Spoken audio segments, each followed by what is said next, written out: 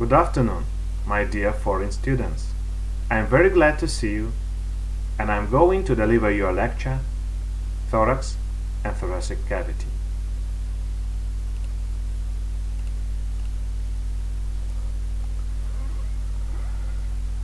The thoracic cavity, also called the chest cavity, the second largest hollow space of the body. It is enclosed by the ribs, the vertebral column, and the sternum or breastbone, and it is separated from the abdominal cavity by a muscular and membranous partition, the diaphragm. The thoracic cavity has several functions. The first is to provide protection and support to the body's vital organs. In addition to providing support, the rib cage functions in unison with the diaphragm and intercostal muscles, both external and internal, to draw air in and out of the lungs. Structures within the thoracic cavity include: first, structures of the cardiovascular system, including the heart and the great vessels, such as the thoracic aorta and its branches, bringing blood from the heart out into general circulation. The pulmonary artery, transporting blood between the heart and the lungs. The superior and inferior vena cava, the pulmonary veins, and the azygos vein, the major veins into which the blood is collected for transport back to the heart. Second, structures of the respiratory system, including the diaphragm, trachea, bronchi, and lungs. Third, structures of the digestive system, including the esophagus. Fourth, endocrine glands, including the thymus glands. Fifth, structures of the nervous system, including the paired vagus nerves and the paired sympathetic chains. And the sixth, lymphatics, including the thoracic duct. There are two openings of the thoracic cavity: an upper or superior thoracic aperture, known as the thoracic inlet, and a lower, inferior thoracic aperture, known as the thoracic outlet. The thoracic inlet is opened and it is bounded by the handle of the sternum, in Latin manubrium sternum, the first ribs and the first thoracic vertebra. It allows the esophagus and trachea to penetrate the thoracic cavity. The esophagus will pass all the way through the cavity to connect with the stomach, while the trachea led to the bronchi of each lung, which led to smaller and smaller passages that fill the lungs. Nerves, blood vessels, and lymph vessels also pass through the thoracic inlet. The thoracic outlet is much bigger than inlet. Bounded by the xiphoid process, the costal arches, the 12th ribs, and the 12th or last thoracic vertebra. It is closed by the diaphragm that has the openings through which the esophagus, the aorta, the thoracic duct, the inferior vena cava, the azygos and hemiazygos veins passed to abdominal cavity. Pleura. The thoracic cavity is actually composed of 3 spaces, each lined with mesothelium, a special film-like tissue that separates vital organs. That portion of the chest membrane is called the parietal pleura. The membrane continues over the lungs, where it is called the visceral pleura. The pleural cavity is the space between the parietal and visceral pleura. The pleural cavity can be viewed as a potential space because the two pleura adhere to each other through the thin film of serous fluid. Parietal pleura projects up to 2.5 centimeters above the junction of the middle and medial third of the clavicle. Because the atmospheric pressure in the pleural cavity is less than of the outer atmosphere, the parietal and visceral pleura tend to touch. Friction during the respiratory movements of the lungs being eliminated by the lubricating actions of the small amount of the serous fluid. The pleura is a continuous sheet of endothelium or lining cells supported by a thin base of loose connective tissue. The membrane is well supplied with blood vessels, nerves, and lymph channels. The vessels of the visceral part of the pleura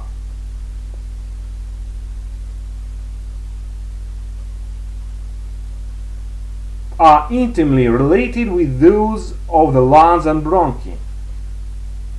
Its arteries and branches of the bronchial arteries and its veins mingle with the pulmonary network of capillaries. Beneath its inner side is a network of tiny lymph canals or capillaries that penetrate the lung substance or parenchyma and drain to the lymph nodes and the hilus of each lung, the point of entrance and departure for bronchi, blood vessels, and nerves. 4 excesses of the pleural cavity.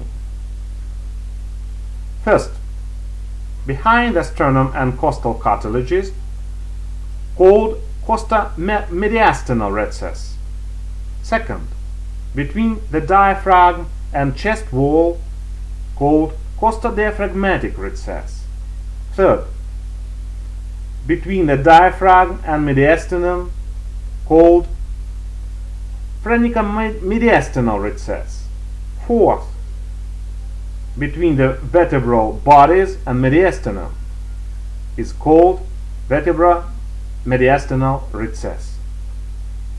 The costodiaphragmatic recess, also called the costophrenic recess or phrenico-costal sinus, is a potential space in the pleural cavity at the posterior-most tips of the cavity, located at the junction of the costal pleura and diaphragmatic pleura, or in other words, in the costophrenic angle.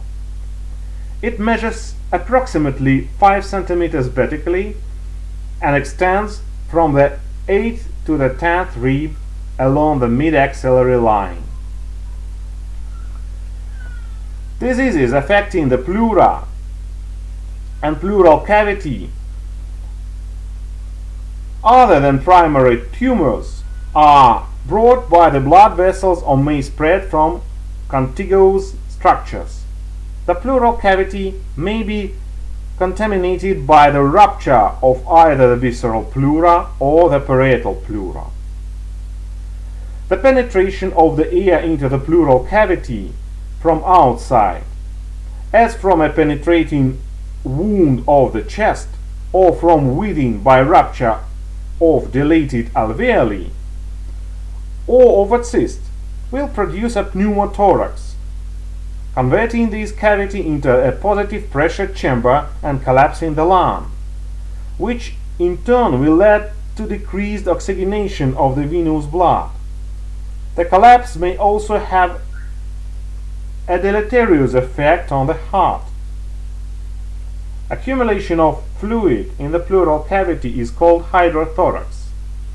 If the fluid is bloodly, the condition is described as hemothorax, or if it contains pus, pyothorax. Rupture of the thoracic duct, the main channel for lymph, gives rise to helothorax. characterized by escape of lymph into the pleural space. The accumulation of fluid may or may not be accompanied by air. When air is present, the affix pneuma is inserted in each of the names mentioned, for example, hydra, pneuma, thorax. Chest X-ray is the first test done to confirm the presence of pleural fluid. The lateral upright chest X-ray should be examined when a pleural effusion is suspected. In an upright X-ray, 75 milliliters of fluid blunts the posterior costophrenic angle. Blunting of the lateral costophrenic angle usually requires about 175 milliliters, but may take as much as 500 milliliters. Larger pleural effusions opacify portions of the hemithorax and may cause mediastinal shift. Effusions more than 4 liters may cause complete opacification of the hemithorax and mediastinal shift to the contralateral side. Inflammation of the pleura, usually diffuse, affecting one or both sides, is called pleurisy. Two forms are distinguished.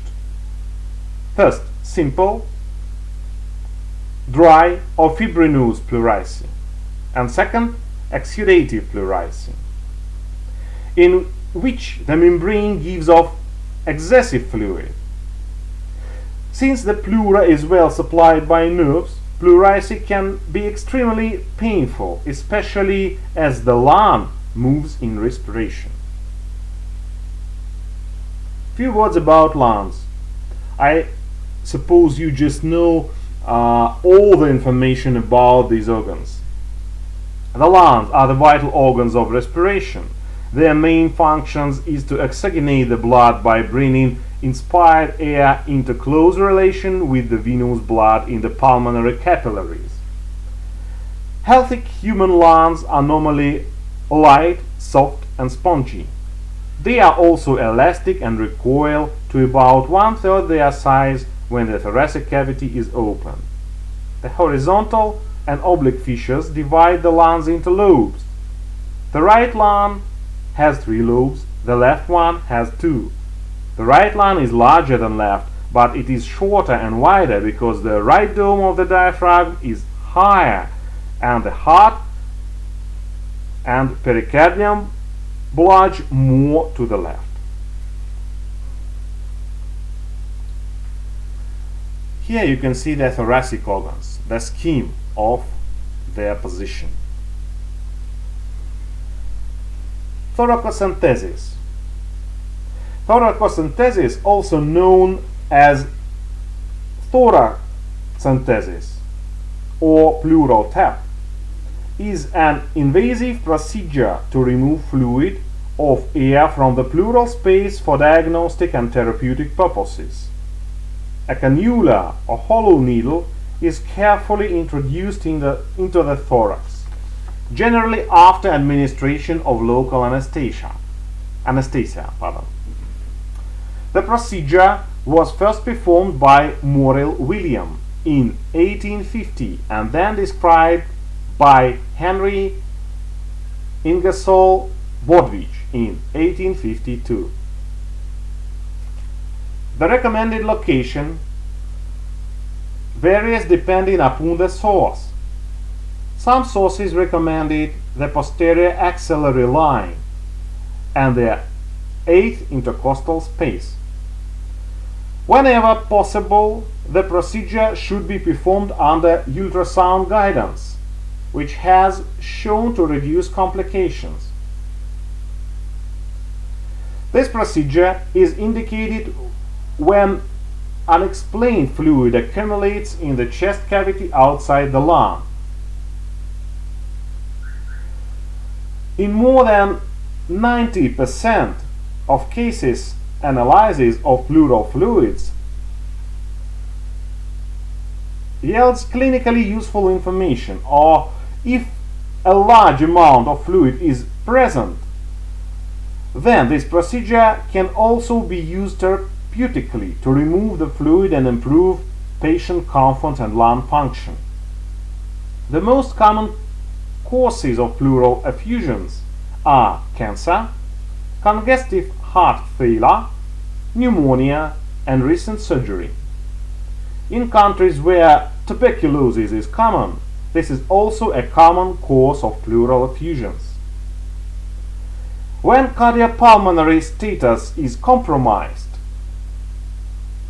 due to pneumothorax, pleural fluid, or hemothorax outside the lung, then this procedure is usually replaced with the tube thoracostomy. It is the placement of a large tube in the pleural space. An uncooperative patient or a coagulation disorder that cannot be corrected are relative contraindications. Relative contraindications include cases in which the site of insertion has known bullous disease, use of positive and expiratory pressure, and only one functioning lung. Traditional expert opinion suggests that the aspiration should not exceed 1 liter to avoid the possible development of pulmonary edema, but this recommendation is uncertain as the volume removed doesn't correlate well with this complication. Major complications of this manipulation, of thoracentesis, are pneumothorax from 3 till 30%. Then it may be hemopneumothorax, hemorrhage, hypertension, and re-expansion pulmonary edema. Minor complications include a dry tap, subcutaneous hematoma or seroma, anxiety, cough. The use of ultrasound or needle guidance can minimize the complication rate. Then we will talk about mediastinum. The portion of the chest membrane that covers the part of the esophagus, the heart, and the great vessels is the mediastinal pleura. The mediastinum is the space, the tissues and structures between the two lungs. It is surrounded by the chest wall in front, the lungs to the sides, and the spine at the back. It extends from the sternum in front to the vertebral column behind, and contains all the organs of the thorax except the lungs. It is continuous with the loose connective tissue of the neck. The mediastinum can be divided into an upper or superior and lower or inferior part. The superior mediastinum starts at the superior thoracic aperture and ends at the thoracic plane. The thoracic plane separates the superior and inferior mediastinum. It is a plane at the level of the sternal angle and the intervertebral disc of the between the fourth and the fifth thoracic vertebrae. The inferior mediastinum starts from this level to the diaphragm. This lower part is subdivided into 3 regions, all relative to the pericardium. They are: first, anterior mediastinum, being in front of the pericardium. Second, the middle mediastinum contains the pericardium and its contents. And the third, the posterior mediastinum, behind the pericardium. Anatomists, surgeons, and clinical radiologists compartmentalized the mediastinum differently. For instance, in the radiological scheme of Felsen, there are only three compartments: anterior, middle, and posterior. And the heart is part of the middle mediastinum. The superior mediastinum is bounded superiorly by the thoracic inlet, the upper opening of the thorax, inferiorly by the transverse thoracic plane, laterally by the pleura, anteriorly by the manubrium of the sternum, and posteriorly by the first four thoracic vertebral bodies. The contents of the superior mediastinum includes from the surface to the depth: thymus, left and right brachiocephalic veins that merge and form superior vena cava, aortic arch in front of manubrium sterni, which is with its three branches, such as brachiocephalic trunk, left common carotid artery, left subclavian artery, and the initial cuts of internal thoracic arteries, and also phrenic nerves, vagus nerves, left recurrent laryngeal branch of the left vagus nerve, esophagus, trachea, and thoracic duct. Inferior anterior mediastinum is bounded laterally by the pleura, posteriorly by the pericardium, anteriorly by the sternum, the left transverse thoracic and fifth, sixth, and seventh left costal cartilages. The contents of the inferior anterior mediastinum includes inferior portion of thymus, fat, connective tissue, lymph nodes, mediastinal branches of the internal thoracic vessels, sternopericardial ligaments. Inferior middle mediastinum bounded by pericardial sac.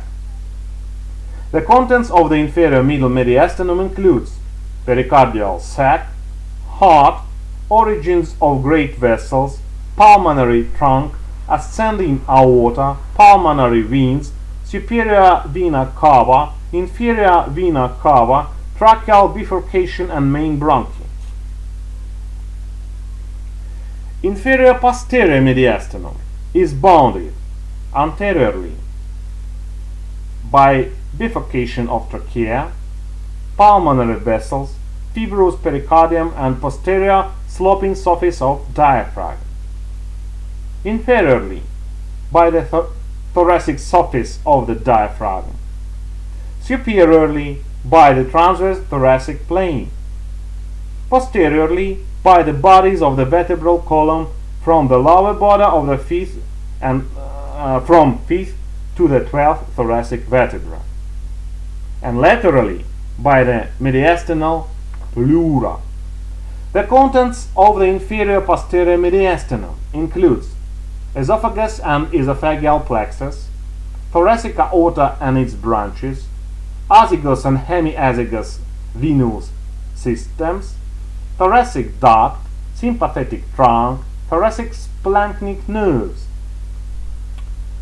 Retroesophageal cellular space of the neck continues to the cellular space of the inferior posterior mediastinum.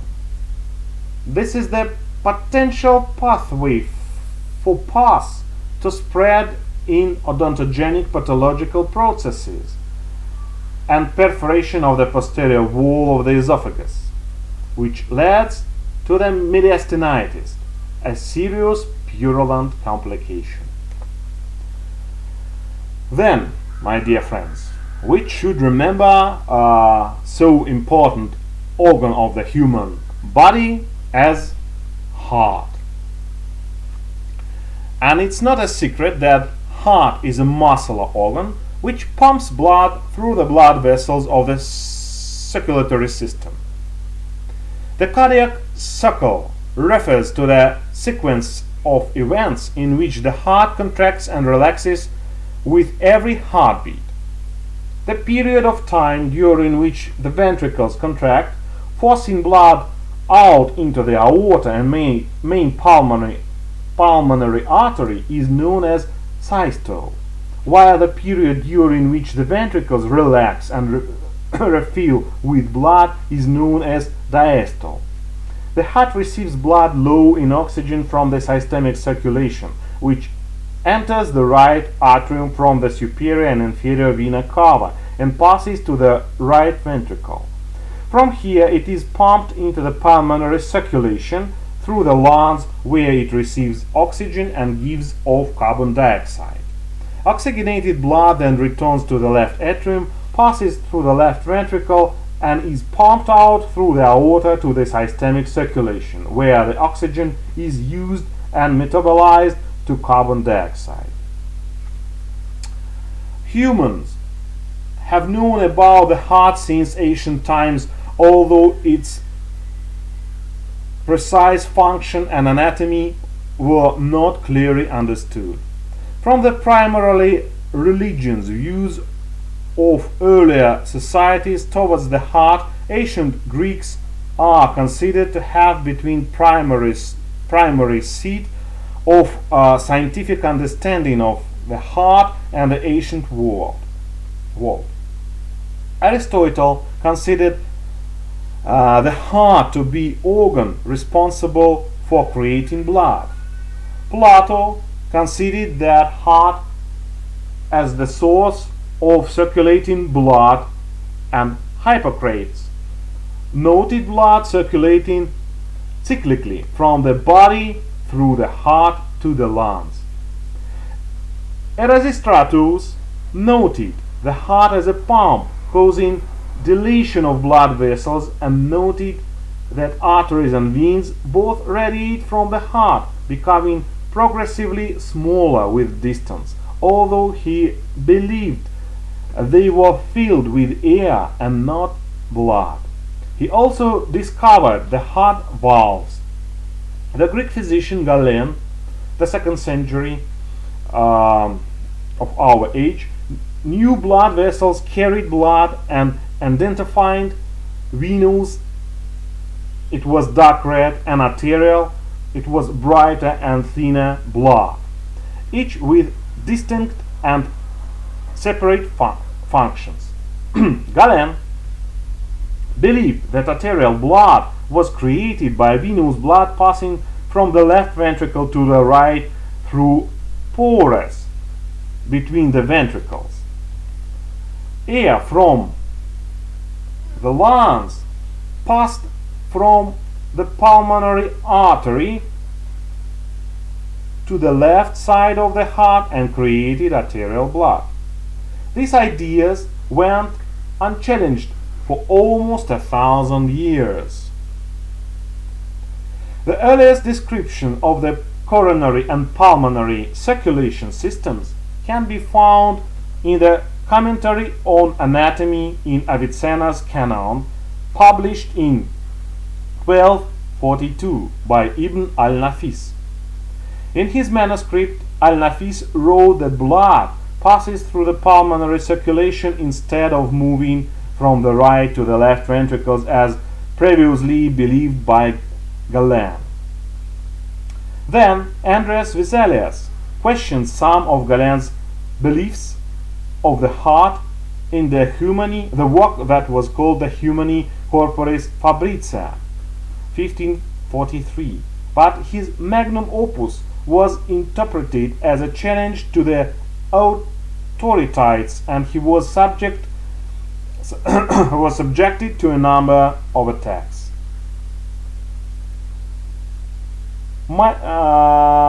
Michael Cervantes wrote the Christiasmi Restitutio.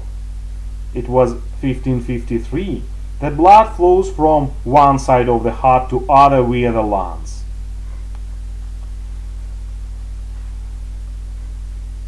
A breakthrough in understanding the flow of blood brought the heart and body came with the publication of the Mortu Cordis 1628 by English physician William Harvey.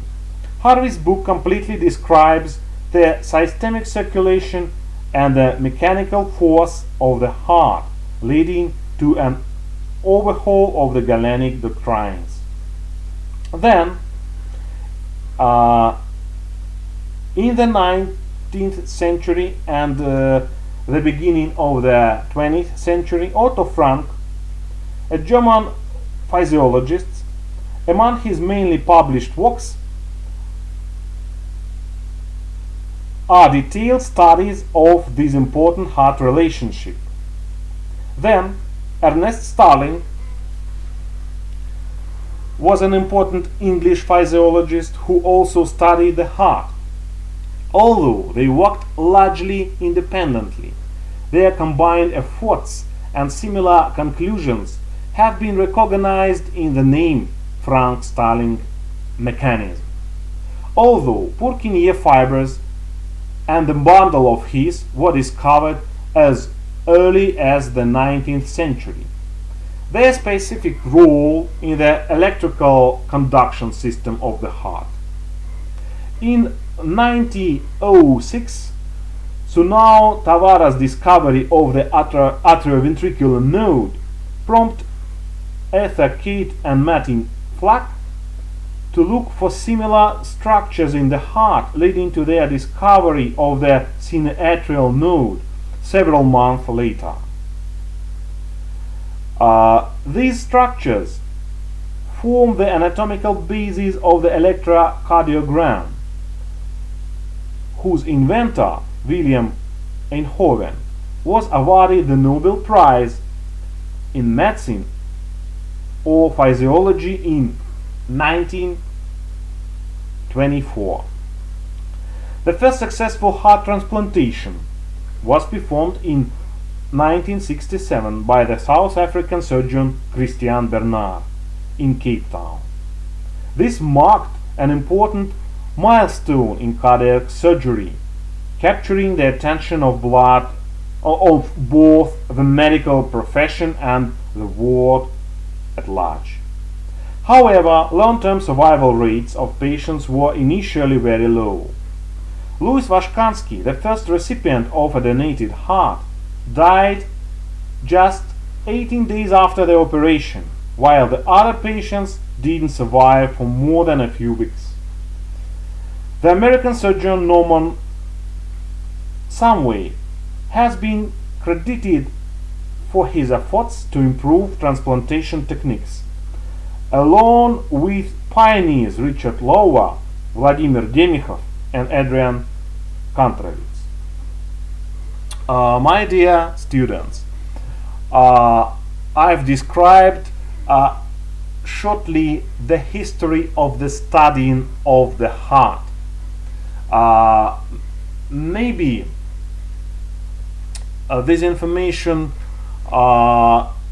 seems difficult for you, but you will probably take some interesting facts from it, I hope. Then, let's continue.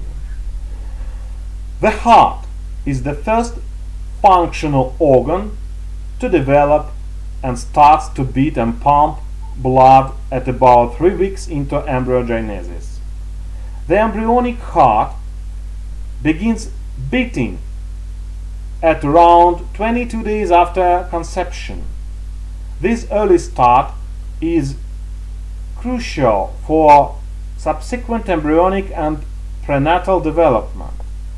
The heart derives from splenopleural mesenchyme in the neural plate, which forms the cardiogenic region. By the end of the 5th week, the septa are complete and the heart valves are completed by the 9th week. Before the 5th week, there is an opening in the fetal heart known as the foramen ovale, The foramen ovale allowed blood in the fetal heart to pass directly from the right atrium to the left atrium, allowing some blood to bypass the lungs. Within the second after birth, a flap of a tissue known as the septum primum that previously acted as a valve closes the foramen ovale and establishes the typical cardiac circulation pattern. The human heart is situated in the inferior middle mediastinum at the level of thoracic vertebra from the 5th thoracic vertebra to the 8th thoracic vertebra. The back surface of the heart lies near the vertebral column, and the front surface sits behind the sternum and rib cartilages. The upper part of the heart is the attachment point for several large blood vessels, the vena cava, aorta, and pulmonary trunk. The upper part of the heart is located at the level of the third costal cartilage, the lower tip of the heart. The apex lies to the left of the sternum, about 8 or 9 centimeters from the mid-sternal line. Between the junction of the 4th and 5th ribs, near their articulation with the costal cartilages. The largest part of the heart is usually slightly offset to the left side of the chest, and it's felt to be on the left because the left heart is stronger and larger, since it pumps to all body parts. Because the heart is between the lungs, the left lung is smaller than the right lung and has a cardiac notch in its border to accommodate the heart. The heart is cone-shaped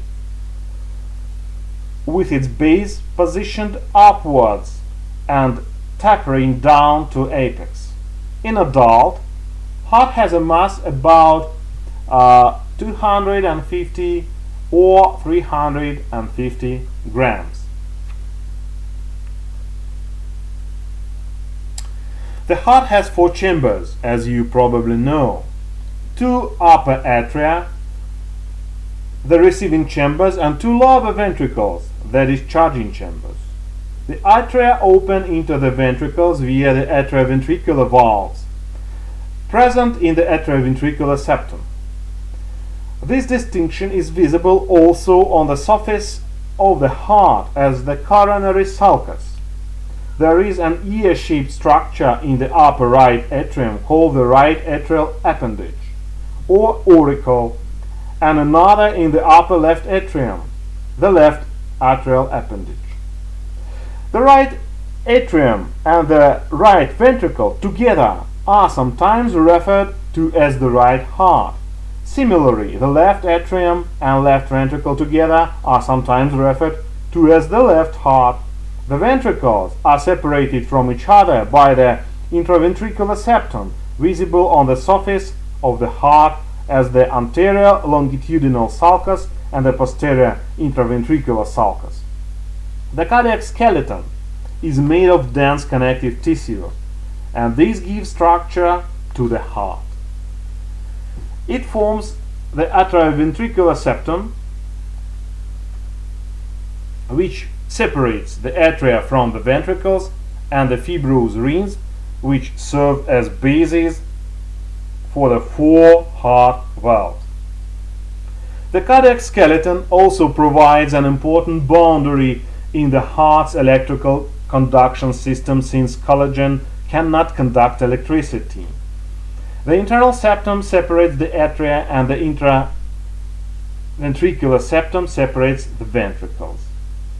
The intraventricular septum is much thicker than the intra-arterial septum, since the ventricles need to generate greater pressure when they contract.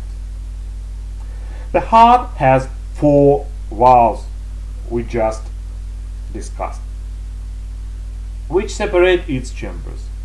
1 valve lies between each atrium and ventricle. and one valve rests at the exit of each ventricle.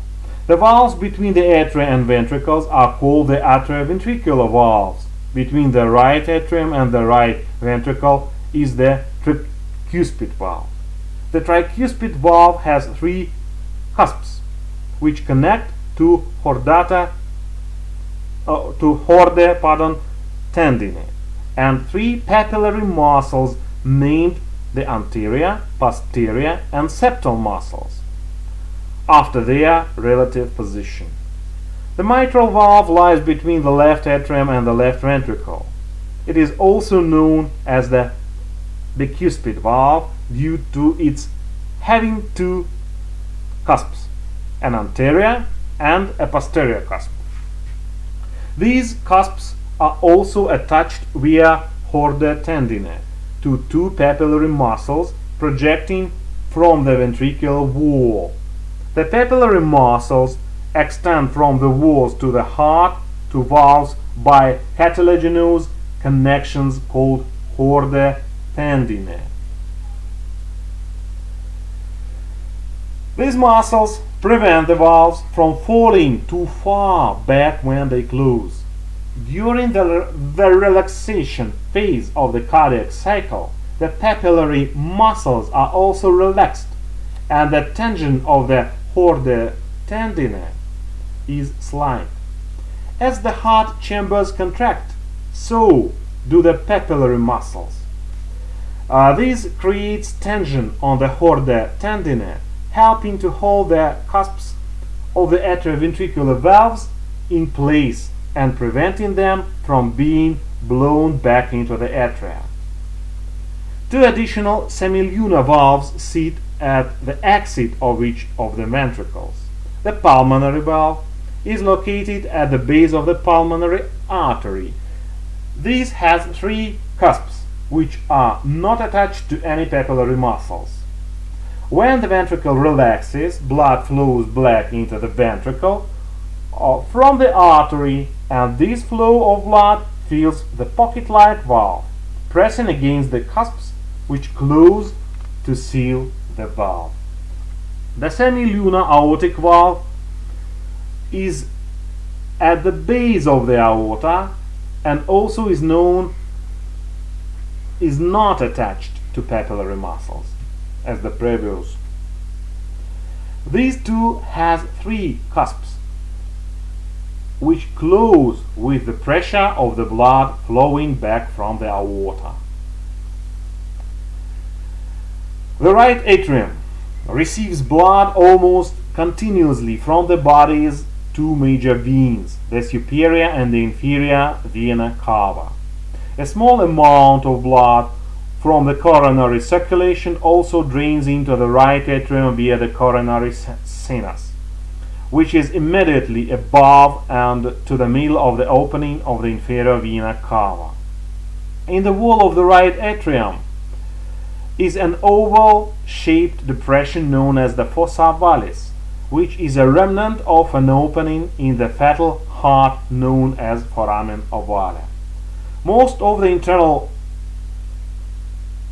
surface of the right atrium is smooth. The depression of the fossa valis is medial, and the anterior surface has prominent ridges or pectinate muscles. Pectinate. I read in Latin manner. Pectinate muscles, which are also present in the right atrial appendage. The walls of the right ventricle are lined with trabecular carnea, ridges of cardiac muscle covered by endocardium.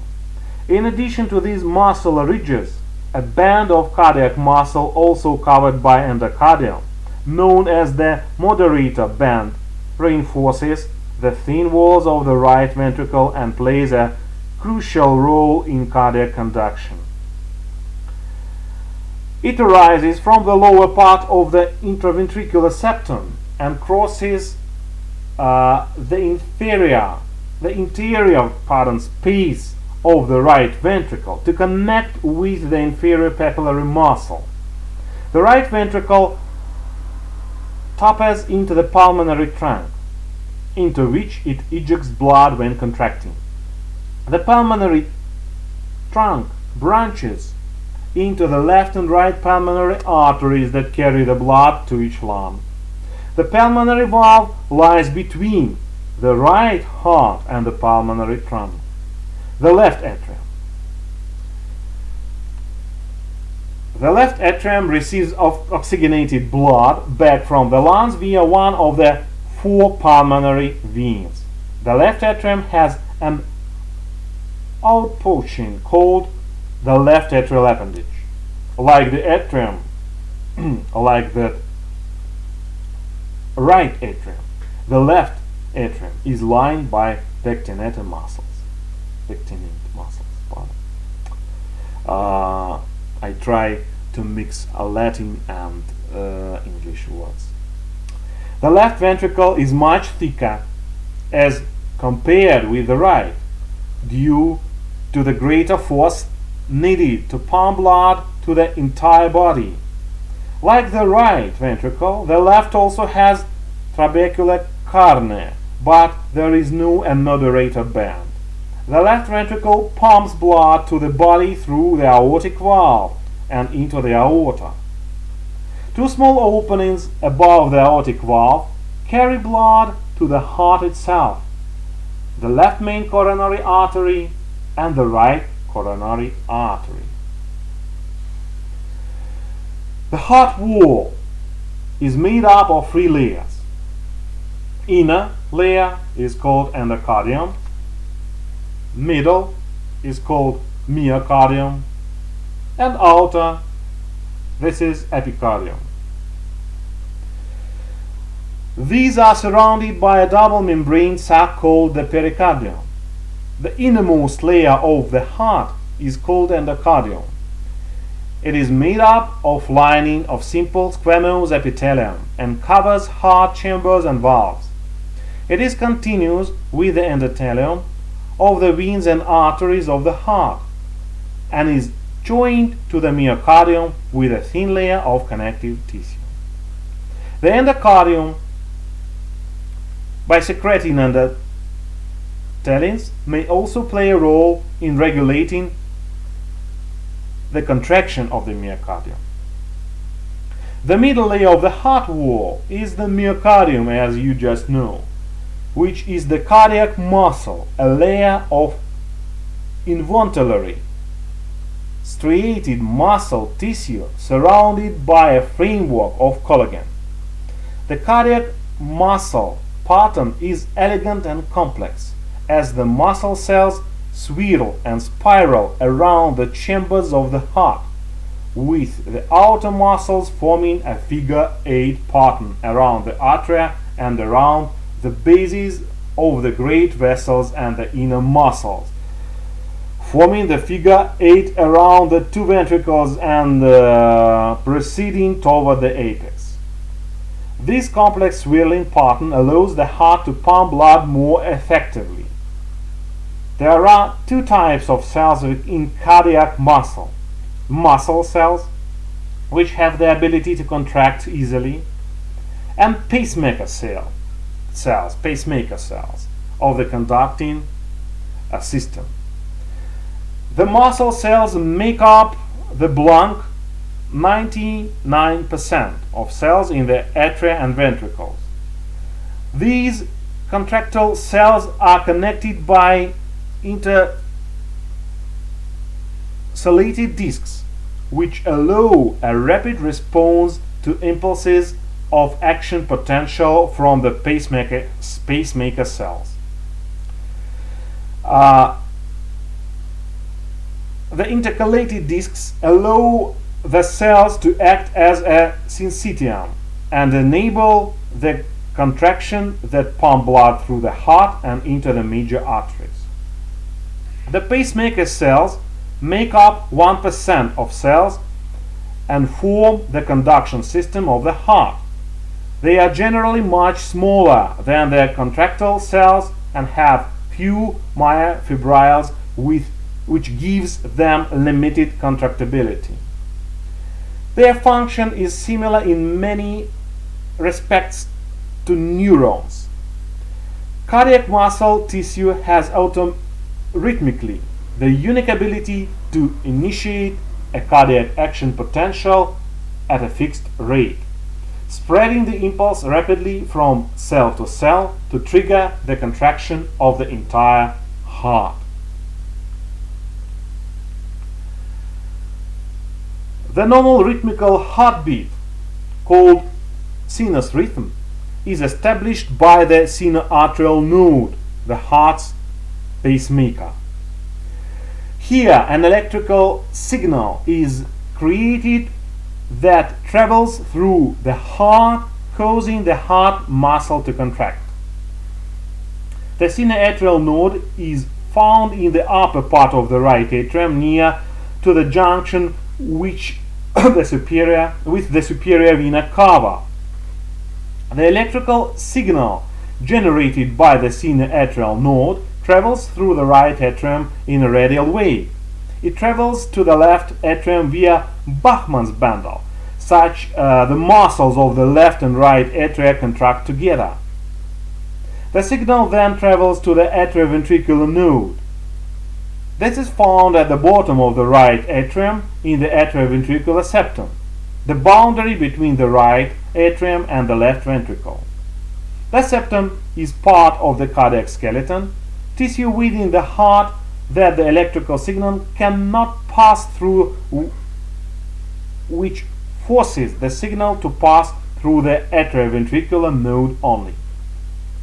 That signal then travels along the bundle of His. Two left and right bundle branches through the ventricles of the heart. In the ventricles, the signal is carried by specialized tissue called the Purkinje fibers, which then transmit the electric charge to the heart muscle. So, and about the outer layer of the heart, the pericardium. A pericardium is the sac that surrounds the heart. The tough outer surface of the pericardium is called fibrous membrane. This is lined by a double inner membrane called the serous membrane that produces pericardial fluid to lubricate the surface of the heart. The part of the serous membrane attached to the fibrous membrane is called the parietal pericardium, while the part of the serous membrane attached to the heart is known as visceral pericardium. The pericardium is present in order to lubricate its movements against other structures within the chest, to keep the heart's position established within the chest and to protect the heart from infection. There are two pericardial sinuses, transverse and oblique. The sinus enclosed between the limbs of the inverted U of the venous mesocardium lies behind the left atrium and in between left and right pulmonary veins, is known as the oblique sinus. The passage between the venous and arterial mesocardia, behind the aorta and pulmonary artery, and anterior to the superior vena cava, is termed transverse sinus. Also, the sinus that forms the pericardial cavity, where the dorsa mesentery pericardium reside.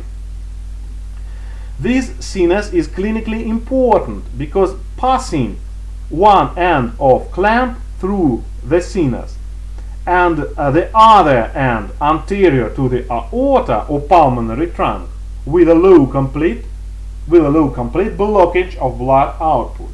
This is done during some heart surgeries. Heart tissue, like all cells in the body, needs to be supplied with oxygen, nutrition, and a way of removing metabolic wastes. This is achieved by coronary circulation. Heart tissue receives blood from two arteries which rise just above the aortic valve. These are the left main coronary artery and right coronary artery. The left main coronary artery splits shortly after leaving the aorta into two vessels, the left anterior descending and the left circumflex artery. The left anterior descending artery supplies heart tissue and the front, outer side, and the septum of the left ventricle. It does this by branching into smaller arteries, diagonal and septal branches. The left circumflex supplies the back and underneath of the left ventricle. The right coronary artery supplies the right atrium, right ventricle, and lower posterior sections of the left ventricle.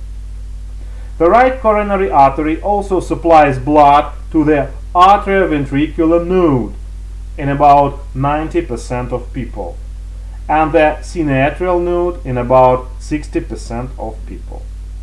The right coronary artery runs in groove at the back of the heart, and the left anterior descending artery runs in a groove at the front. There is significant variation between people in the anatomy of the arteries that supply the heart. The arteries divide at their farthest reaches into smaller branches that join together and the edges of each arterial distribution. The coronary sinus is a large vein that drains into the right atrium and receives most of the venous drainage of the heart. It receives blood from the great cardiac vein, the posterior cardiac vein, the middle cardiac vein, and the small cardiac veins. The anterior cardiac veins drain the front of the right ventricle and drain directly into the right atrium. Small lymphatic networks, called plexuses, exist beneath each of the three layers of the heart. These networks collect into a main left and a main right trunk, which travel up the groove between the ventricles that exist on the heart surface, receiving smaller vessels, and they travel up. These vessels then travel into the atrioventricular groove and receive the third vessel, which drains the section of the left ventricle sitting on the diaphragm. The left vessel joins with this third vessel and travels along the pulmonary artery and left atrium, ending in the inferior tracheobronchial node. The right vessel travels along the right atrium and the part of the right ventricle sitting on the diaphragm.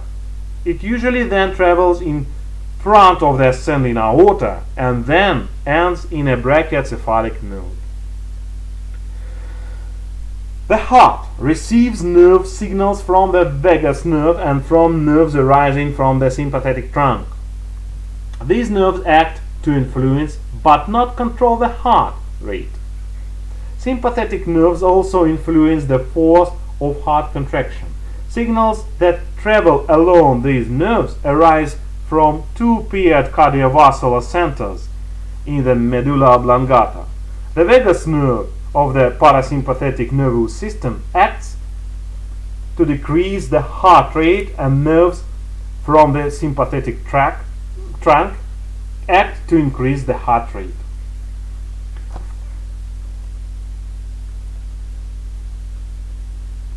The nerves from the sympathetic trunk emerge through the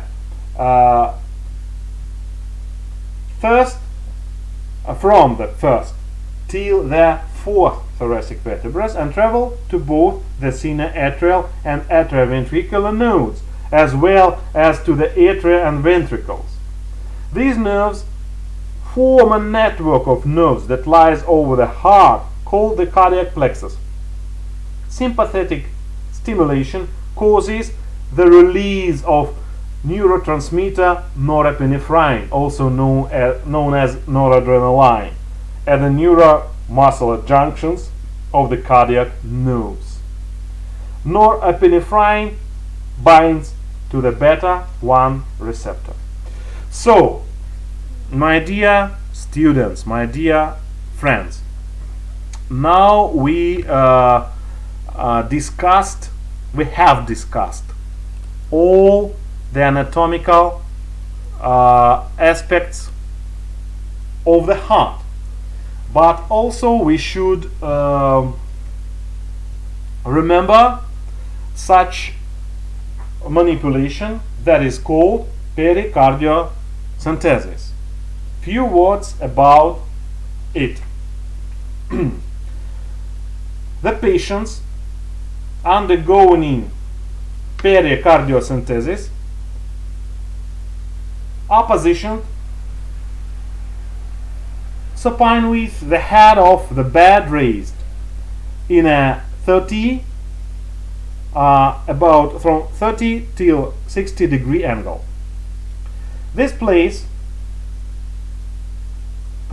the heart in proximity to the chest wall for easier insertion of the needle into the pericardial sac. Anatomically, the procedure is carried out under the xiphoid process, up and leftwards. It is generally done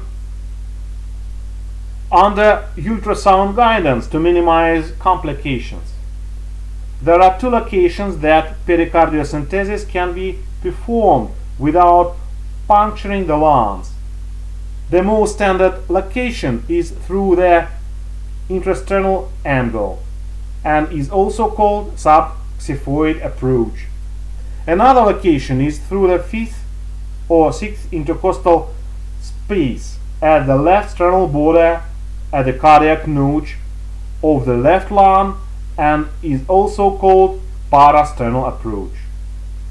Indications include cardiac tamponade, as well as the need to analyze the fluid surrounding the heart. Cardiac tamponade is a condition in which an accumulation of fluid within the pericardium, or it may be called pericardial effusion, creates excessive pressure, which then prevents the heart from filling normally with blood. This can critically decrease the amount of blood that is pumped from the heart, which can be lethal. The removal of the excess fluid reverses this dangerous process. Example of the need for fluid analysis would be to differentiate whether a fluid collection within the pericardium is due to an infection, spread of cancer, or possibly an autoimmune condition. In cases where longer-term drainage is needed, the cardiothoracic surgeon can create a pericardial window. This involves the removal of a section of the pericardium and the replacement of a chest tube.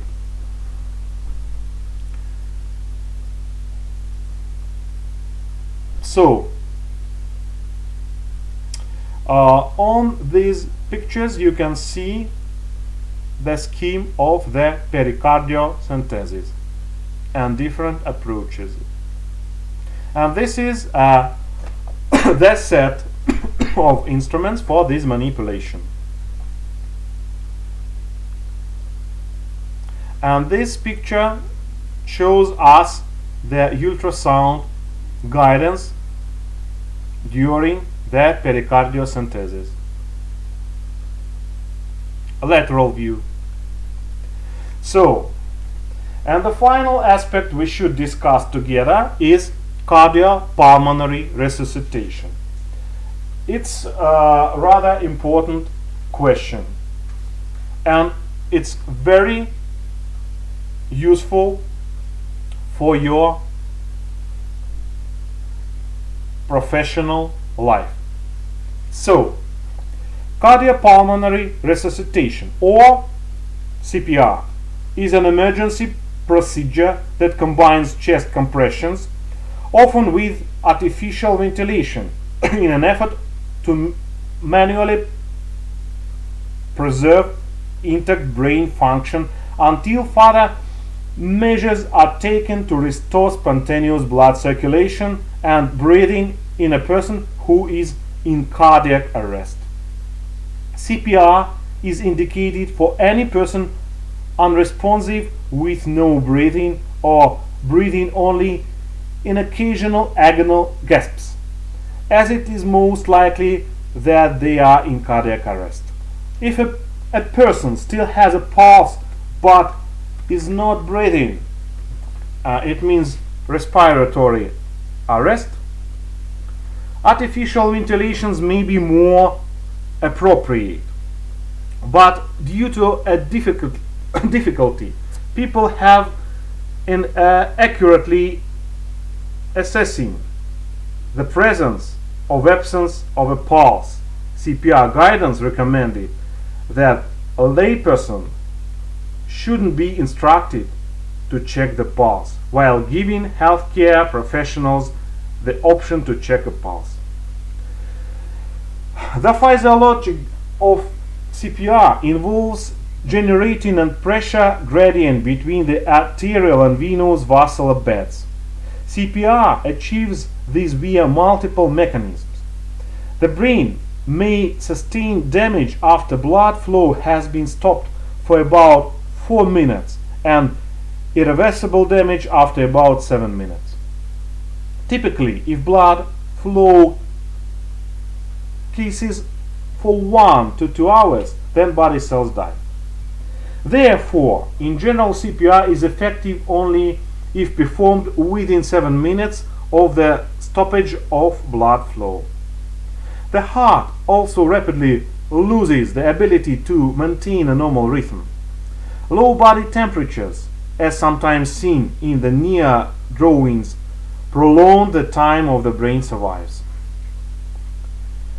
CPR alone is unlikely to restart the heart. It oxygenates the body and brain for defibrillation and advanced life support.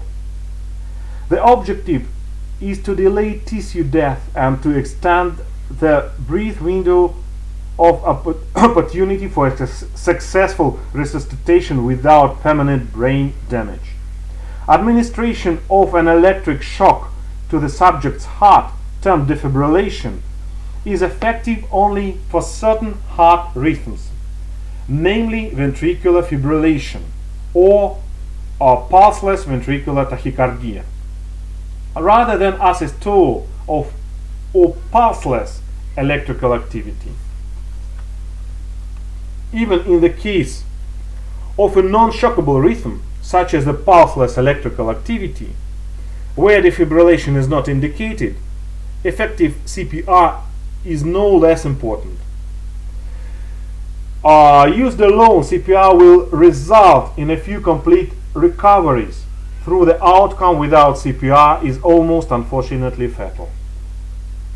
Early shock, when appropriate, is recommended. CPR may succeed in inducting a heart rhythm that may be shockable.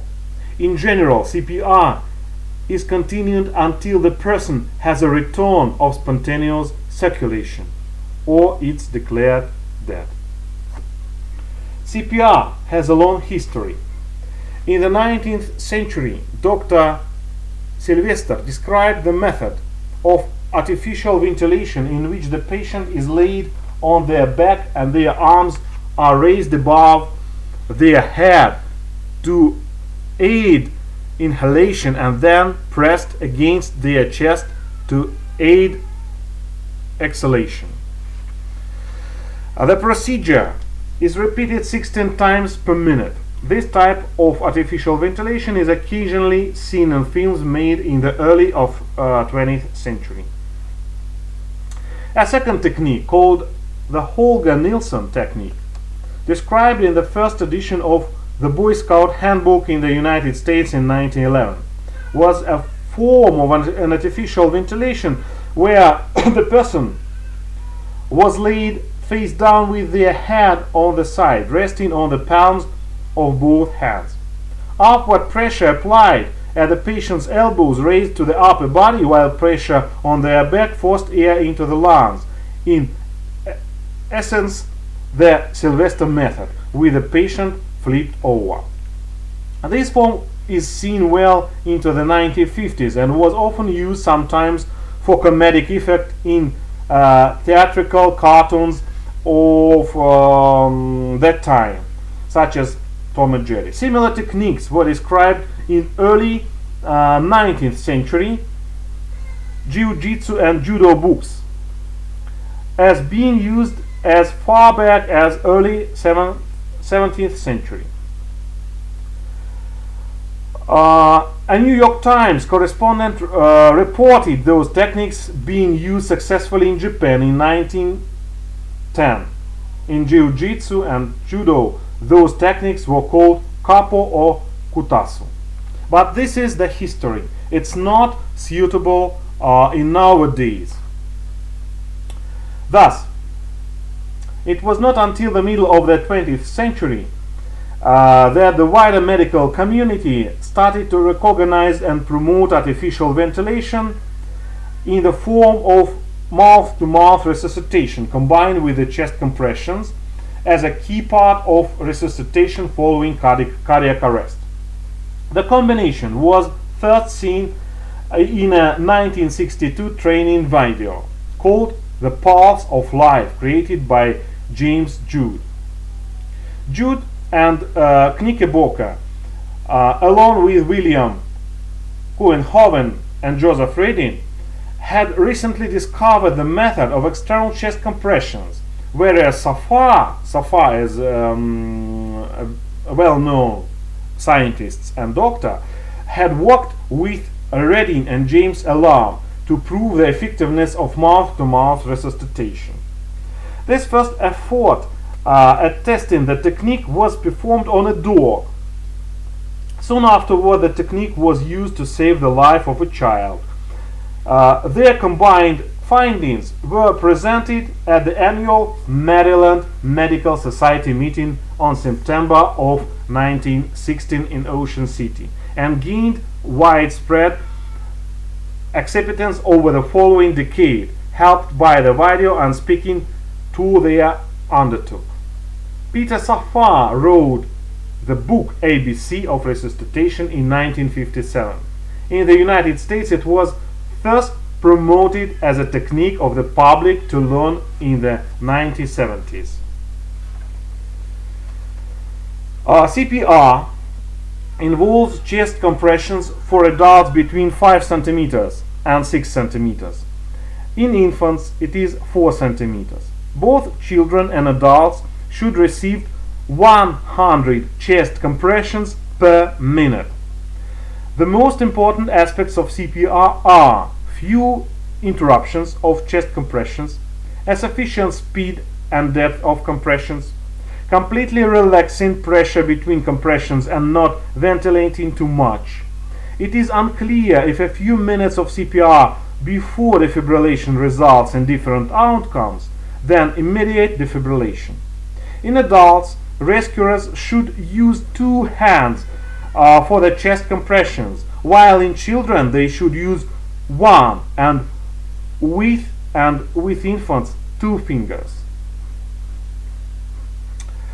Mouth-to-mouth resuscitation was combined with chest compressions based on the assumption that active ventilation is necessary to keep circulating blood oxygenated, and the combination was accepted without comparing its effectiveness with the chest compressions alone.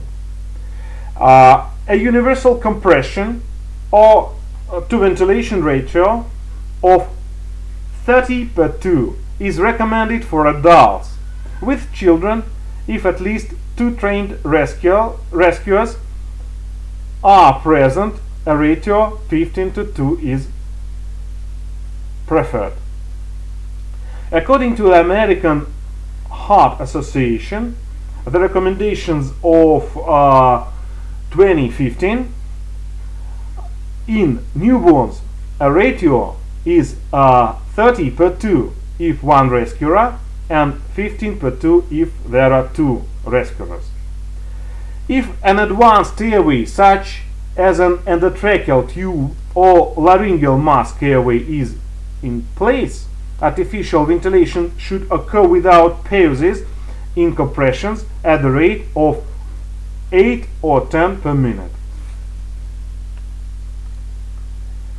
However, studies over the past decade have shown that the people who had rapid constant heart-only chest compression are 22% more likely to survive than those receiving conventional CPR that included breathing.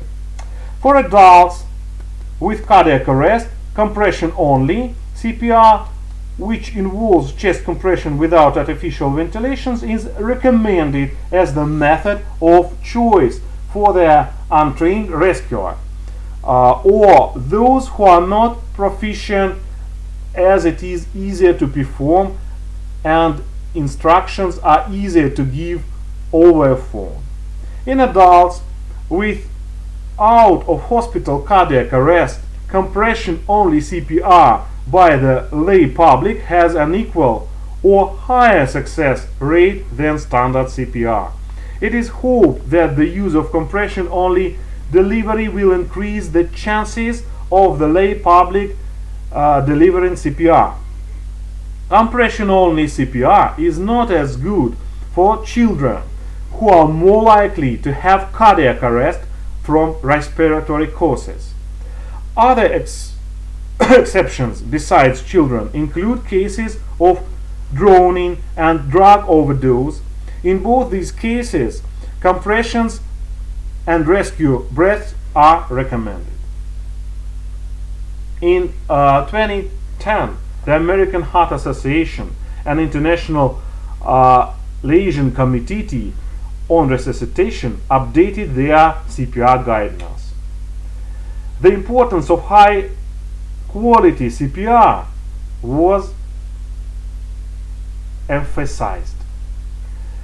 The order of intervention was changed for all age groups except newborns. From airway breathing, chest compressions, it was ABC, to chest compressions, airway and breathing, or CAB. It's a modern recommendation. CAB, compressions, airway, breathing. As of 1910, the Resuscitation Council in the United Kingdom still recommends ABC for children. Standard CPR is performed with the person in supine position. Prone CPR or reverse CPR is performed on a person lying on their chest by turning the head to the side and compressing the back. Due to the head being turned, the risk of vomiting and complications caused by aspiration pneumonia may be reduced. The American Heart Association's current guidelines recommends to perform CPR in the supine position and limits prone CPR to situations where the patient cannot be turned. A few words about internal cardiac massage. Internal cardiac massage is a manual squeezing of the exposed heart itself carried out through a surgical incision into the thoracic cavity, usually when the chest is already open for cardiac surgery. We should note injuries from the CPR. They vary. 87% of patients are not injured by CPR. Overall injuries are caused in 13% of patients, including broken sternum of ribs, 9% lung injuries, 3% and internal bleeding. The internal injuries counted here can include heart contusion, hemopericardium, upper airway complications, damage to the abdominal visceral lacerations of the liver and spleen, fat emboli, pulmonary complications such as pneumothorax, hemothorax, lung contusions. Most injuries didn't affect care. Only 1% of those given CPR received life-threatening injuries from it. Broken ribs are present in 3% of those who survive to hospital discharge and 15% of those who die in the hospital. Children and infants have a low risk of rib fractures during CPR, with an incidence less than 2%. Although, when they do occur, they are usually anterior and multiple. Where CPR is performed in error by bystander on a person not in cardiac arrest, around 2% have injury as a result. So,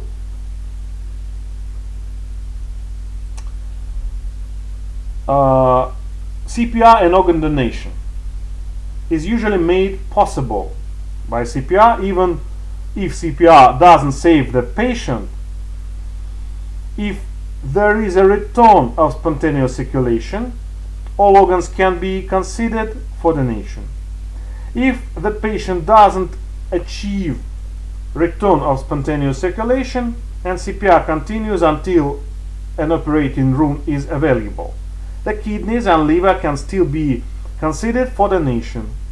Donations can be taken from 40% of patients who have return of spontaneous circulation and later become brain dead. During pregnancy, when a woman is lying on her back, the uterus may compress the inferior vena cava and thus decrease venous return. It is therefore recommended that the uterus be pushed to the woman's left. If this is not effective, either roll the woman 30 degrees of healthcare professionals should consider emergency resuscitative hysterectomy. To support training and incident management, mobile apps have been published in the Red Cross, updated and endorsed in emergency preparedness applications which use pictures, text and videos to assist the user.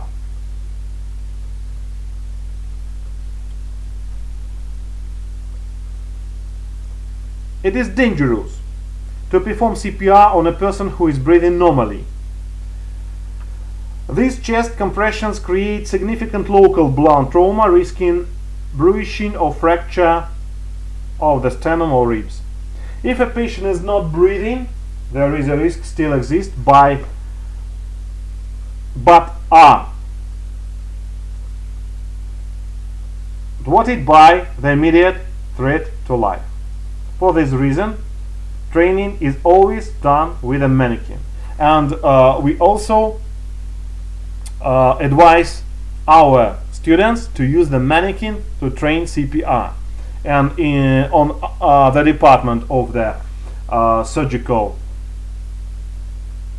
on different surgical departments, both on our department, the Department of Operative Surgery and Topographic Anatomy, we also use those mannequins. So, my dear students,